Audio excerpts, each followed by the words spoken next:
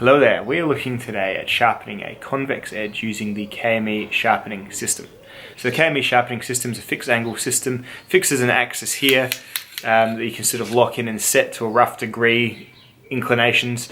Always best to double check those, just as a side note, using a separate app, because your knife face might be longer and cause a greater difference or whatever. But yeah, it basically allows you to lock in your stone, so as long as you're leaning roughly against the knife's apex as well, it makes a line that doesn't change like this. So very, very basic explanation of it, but you can see plenty of other videos on the KME on this and other channels. What's different today is we're sharpening a convex edge knife. A convex edge means that the edge apex isn't straight, it's a bit of a curve. And so what you therefore need is a little bit of a bend in your rod to be able to sort of follow that curve a little bit more gently going across. What I have here is a convex rod for doing that. So it is a rod that is slightly curved over. How much that is, whether it's enough, it looks like it's probably one of those things that will be enough, because the very small motions that you do make, I guess, even the slightest bend probably do amplify a fair amount. But we're going to do a bit of a test on it. We're going to see how it goes with the Fallkniven F1 here. This is my very heavily used Fallkniven F1. It's been sharpened about probably 6 months ago or something, but it's my work knife and I use it for heaps of stuff you probably shouldn't use a knife for. So needless to say, it is not very sharp anymore. What I'm going to do first is I'm going to colour in the edge with Sharpie, that way I can see where the stones are hitting, and I'm going to try and go for about a 17-degree convex bevel on this one. So should be interesting. Let's get into it and see how it goes. So I'm really not sure how much it's going to take off, so I'm just going to give it a generous colour in, all the way up to, in fact, the lamination line, right? Because this is a laminated steel, so the part I'm colouring in is exposed VG10, and about where I'm stopping is your 420J sort of cladding steel, which is designed to keep it stainless and tough. So there we are. There we are. It's the part I'll be working on is coloured in. Not sure if I'll be removing all that Sharpie or not. It'll be interesting to see. So what you basically do from here is you grab your KME and you fix it into the jaws to a point where what you want is a straight line from the tip to the heel here. So, and then you sort of move it along, so you get just so in your mind you're getting a roughly even, and I'll show you how to sort of confirm this later, roughly even distribution of the stone. So I reckon that's going to be about right. Now I'm going to have to really reef down these jaws on this one, because the convex surfaces provide some difficulty for this to grip onto. So it looks like a straight line to me. So the straight line going across from here to here, okay, we'll use this one here, with about even there, so I could actually move that down a bit. Yes, I reckon that's probably going to do. It's going to do well. Hold that, turn that, really reef that down. So now using this as a guide, so we've got a straight line going there, and you see it's pretty much parallel to those jaws there too. So that's kind of how I'm going to be operating. Alright, so we'll get our curved convex rod, we'll feed it into the little eyelet here. Right, and then I've got this backstop here, and this backstop goes on the other end of the rod behind the system.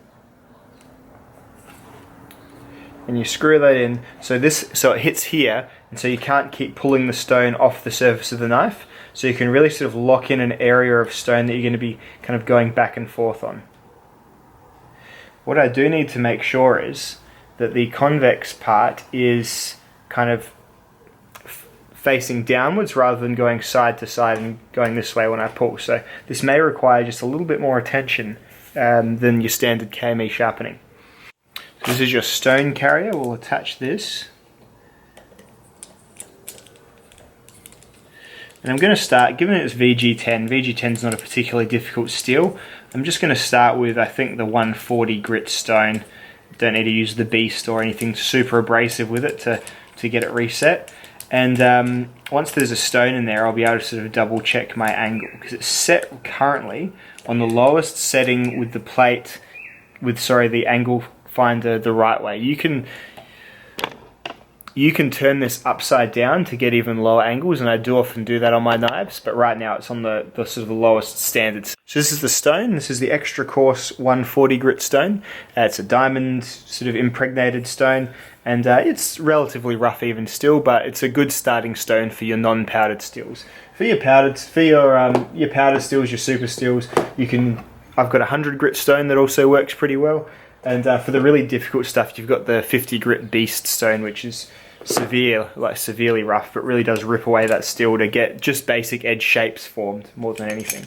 But because this is already basically entirely formed, there's no real flaws with the edge. There's no chips or anything. It's just old-fashioned dull. All I'm really doing is a bit of gentle reshaping and sort of steepening just a little bit, because right now it's at 20 degrees. So you prop it on there. We'll see what my angle is reading at using my angle finding app on my phone. Alright. So the app I use is just called Angle, and I'm fairly certain that it is decently accurate. So there you go, 17 degrees, give or take a degree, you know, it could be 16 and a half, it could be 18. It's fine for me, for my, like, I'm not, you know, using these to tune clocks or anything, am I? They're just knives. But yeah, so it looks to me like it's about right, and I'll see how it starts to look when I start wearing away at this edge and see how much it's actually removing. So I'll do a bit of a run over and then I'll show you what it's doing.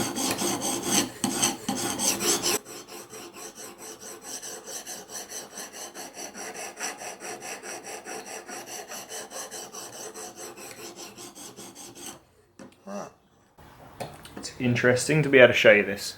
So looking here, you can see there's still some black right at the edge. So what I'm sort of doing is I'm cutting away some surface steel first. Once I go a bit deeper, it will catch up to that edge, and then you'll be dealing with a complete, you know, proper sharpening, or your profiling will be done. It's interesting to look here where it's removed a bit more, so it's a bit taller up at this end, the grind. So that's obviously, as the plunger grind comes down, the knife's just a little bit thicker here. So I'll even that out, I'll just keep going, and that'll just get cut a little bit deeper in. But overall, it's fairly even all along. You can see there's black showing right at the edge. But and then even down towards the tips, Jethro did a really good job on the tip. The tip's dulled a bit since I've been using it again. Yeah, he's obviously kept it nice and even all through, because this is quite a precise machine, so it's generally a good way of just checking how straight everything is when you do a bit of a test run like that.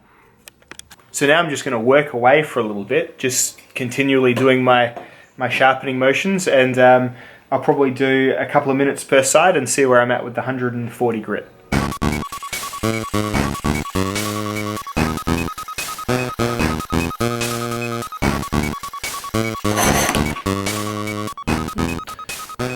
See, that wasn't close enough, so it's I could slide down and the stone fell off, so bit of an oopsie there, but don't think it did any damage, and if it did, I'm still on the rough stone, so you can repair it quite easily. But now, even if I pull it to the max, it can't really go any further.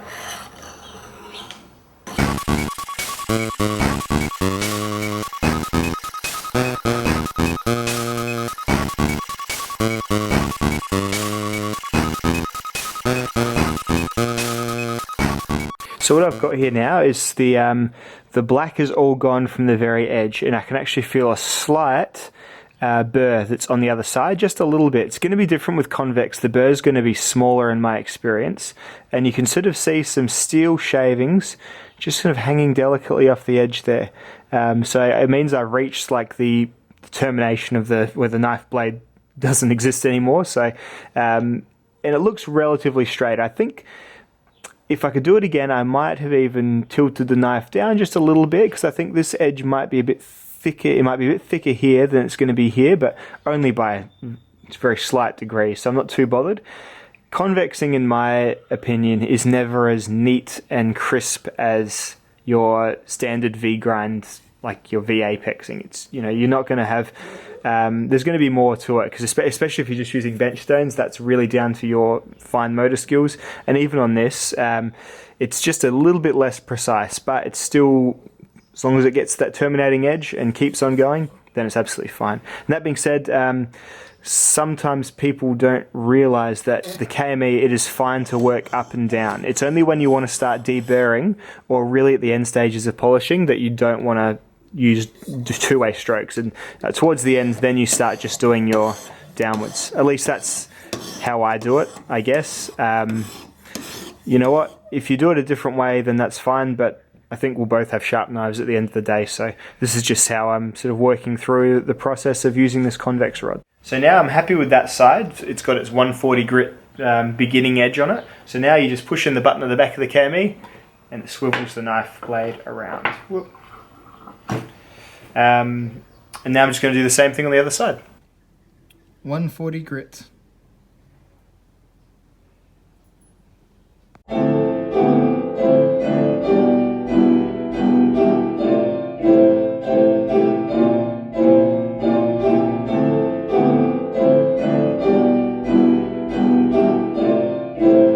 Alright, so after a few cycles, this is a pretty even edge here. It's just got a little bit of extra thickness just here. You can see the edge here. It's got a little bit of extra black there. I'm not sure if that's showing up or not. We'll just use my other camera perhaps. But yes, it's a this side might have been a little bit more even, or perhaps, you know, it might be fixed in the jaws just a little bit. There's going to be a few little variables you're not going to be able to rule out, but we should have a nice sharp edge by the end of it. So I'm just going to continue on doing my my motions. I'm going to work up through my stone progressions, and I'll stop at, say, the 600 grit, and we'll see how it's looking. So I'm going to leave everything in full.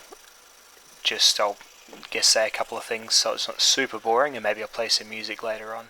KMEs aren't cheap. They are, to get a full setup like I've got here, you're probably looking at about $300 to $400. I've used mine extensively though. I've sharpened basically any steel you can think of sharpening with it, and it's all been fine. I've worn out a couple of stones. I believe the 600 grit and the 1500 grit that I had first, just because I was probably overusing them a bit and also pressing a bit too hard at first, as I think most new KME users are inclined to do.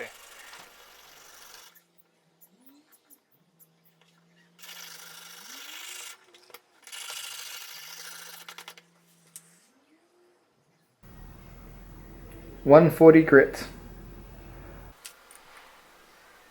There's a funny joke that I think you can apply to freehand sharpeners, that classic sort of vegan CrossFit joke. How can you tell if someone's a CrossFitter, or how can you tell if someone's a freehand sharpener? Don't worry, they'll definitely tell you. It's a bit like that, I noticed on the internet. If you can't freehand sharpen, there's a lot of folks who are very happy to tell you that they can, and that you are perhaps not as skilled or not as inclined to be worth listening to if you can't freehand sharpen. I can roughly freehand sharpen. I could probably do this knife freehand, but I'm definitely no expert with getting those really razor sharp pocket knife edges with a freehand stone system. So if you can't, please just never feel bad for not being able to do it. If you don't feel like you have the time to invest into learning how to A, have the fine motor control, and B, just the repetition and the actual hard-earned skill, then don't feel bad. Just get a system that fits your needs and spend a bit more money to save a bit of time, whatever. That's 300 grit.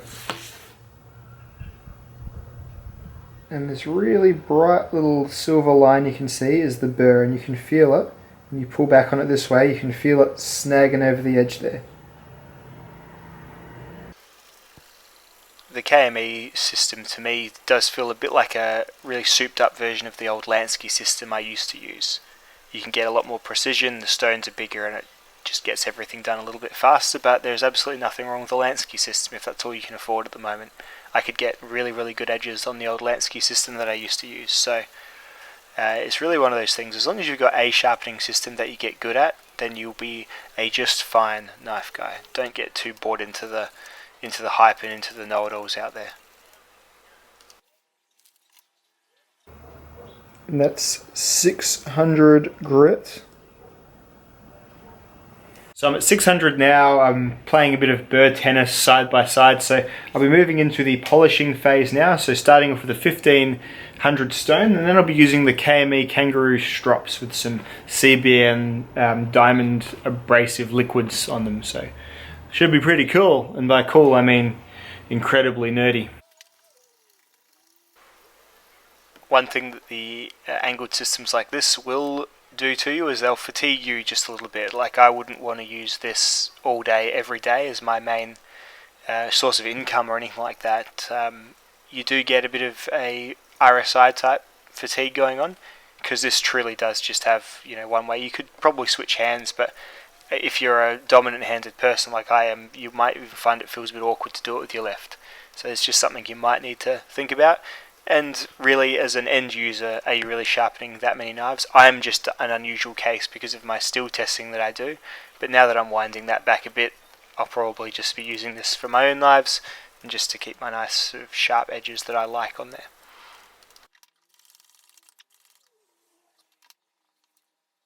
Righto, and this is 1500. It's starting to get a little bit reflective through the scratches. I could probably work away longer at the 1500, but instead I'm just going to move on to the strops, see what happens. I'm not too bothered if this is a highly mirror polished edge or not. I'll go as long as I can be bothered going with the strops. I think even right now it's a pretty sharp edge. Let's just see if I can one hand this. Yeah, so it's pretty sharp right now. A bit of a clumsy cut, but yeah, a bit of deburring that will occur on the strops. Yeah, there's still a bit of a burr there as well. This should be a very sharp knife by the time I'm done. So I've been using these kangaroo leather strops. They're for the KME system. And there's 4 strops and then 4 corresponding CBN emulsions with like how dense the diamonds are in them, making like a rating 0.5, 0.1, 1.5 and 4. I've kept the same on each one, so I've written on the back which one I've been using on all of them. It does kind of heap up a bit every now and then. You hit it with a pencil eraser and get it off, but right now I'm happy to I'll just add a couple of drops on top of what's already on there and that should be fine. So lay them all out on the table.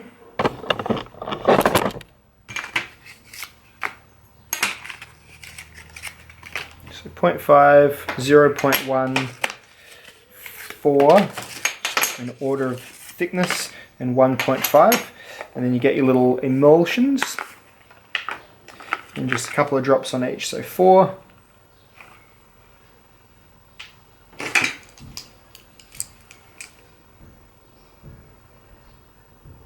1, 2,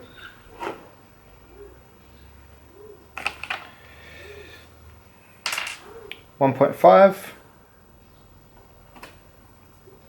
crud on there, 1, 2, 0.5, 1, 2, extra blob there, and 0.1, 1, 2.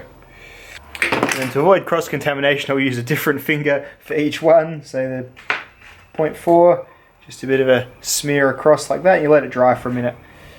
And the next finger there. Then next finger there. Let it sort of just dry and settle into the surface of the leather. Probably put a bit much on that one, but I'm sure it's fine. And then use this finger for the last one. I end up getting filthy hands after I sharpen, just bits of steel and everything on there. Then you got to use that real strong soap afterwards.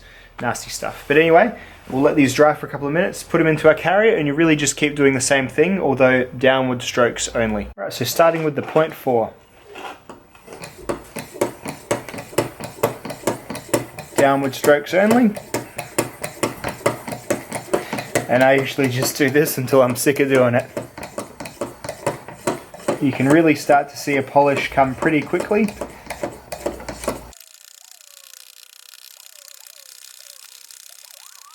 Just using basic, just the weight of my hand, but without any downward pressure. So this is the part where you could really sink in huge amounts of time to get a really nice mirror polished. As long as you've got your 1500 done very well, that'll The 1500 on the KME, I notice, is still good enough to remove most deep abrasions as long as you do it for long enough. And hey, maybe that's why my previous 1500 stone got worn out too quickly. I'm still gradually piecing this all together myself. But if you just keep doing this if you spend an hour doing this, you'd have a really, really shiny edge. Whether that's a benefit to you or not, it's a completely different story. I'm obviously just going to a practical edge with this knife here. Mirror polishes are super fun though.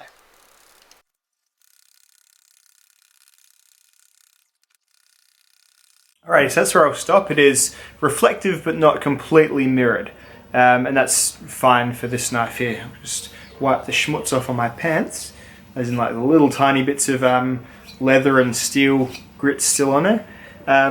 So this is of course a convex micro bevel still, or convex bevel still, rather than being a zero grind convex. To maintain a zero grind convex, you're probably going to want to use a flat stone, colour in your whole blade face with Sharpie to make sure you're doing it right, and just do a complete working on a stone. That's, you know, it could be easier, or it could be really difficult depending on how steady your hands are. So this is really just a just like any other knife bevel really, but it is a rounded one rather than a flat one. So kind of just more in line with the purpose of this Fallkniven, which is to make sort of less refined cuts, but be able to do that for a long time. So first test, it looks and feels very sharp. We'll just make sure, just remembering how it was back at the start of the video, just making sure it can slice a piece of paper. It's be really embarrassing if it doesn't. Perfect. Very quiet slices. Whole edge, not a single